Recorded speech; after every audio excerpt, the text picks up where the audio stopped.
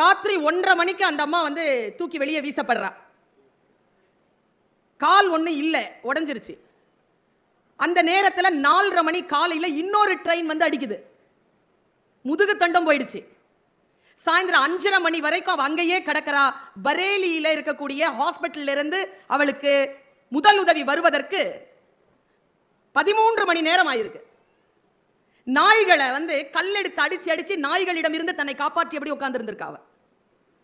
ஹாஸ்பிட்டலுக்கு தூக்கிட்டு போனதுக்கு பிறகு அங்க ஆபரேஷன் பண்ண டாக்டர் சொல்றார், உடனே ஆபரேஷன் பண்ணணும், ஒரு கால ஆபரேஷன் பண்ணா ஒரு காலை காப்பாத்திரலாம், ஆனா அனிஸ்தீசியா இல்லங்கிறாங்க. அதான் பாயிண்ட்.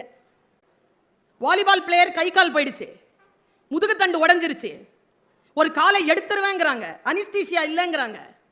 அந்த பொண்ணு சொன்ன வார்த்தை என்ன தெரியுமா? காலையில் 1:30 மணிலேருந்து அடிபட்டு வலியால் கிடக்கிறேன், 2 காலம் போகிறதுக்கு எனக்கு வாய்ப்பு இல்லை, ஒரு காலை வெட்டி எடுங்க, அனிஸ்தீசியா இல்லாமல் இருந்தால் பரவாயில்ல, அதை விடவா வலிச்சிட போகுது. அவர் சொன்ன வார்த்தைங்க. ஒரு கால் அறுபட்டு கிடக்கிறாள், காலையில் 10 மணிக்கு வருது அனிஸ்தீசியா, 3 நாள் மயக்கத்தில் இருக்கிறாள்.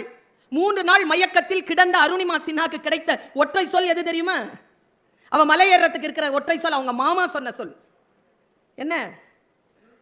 ஜாலியா இரு, பரவாயில்ல, என்ன போச்சு இப்போ, ஒரு கால் தானே, மலை ஏறணும்னு சொன்ன, மலை ஏறலாமா? அழுறாவா அந்த வார்த்தை கேட்டு. என்ன மாமா கிண்டல் பண்றியா? எனக்கு ஹிந்தி தெரியுங்கிறதுனால அந்த பேட்டியை முழுக்க கேட்டேன். அவ பேசுறான், ஏமாமா கிண்டல் பண்றியா? அப்ப அவர் சொல்றாரு, எவரெஸ்டே ஏறலாம், எவரெஸ்ட் ஏறதுக்கு 2 கால் தேவை கிடையாது, 1 போதும் அப்படின்னு அவர் சொல்லிவிட்டு போன அந்த ஒற்றை சொல் தான் 13 மாதங்களினுடைய கடுமையான பயிற்சிக்கு பிறகு அவ 2013ஆம் ஆண்டு மார்ச் மாதம் 12ஆம் தேதி மலையேறினார்.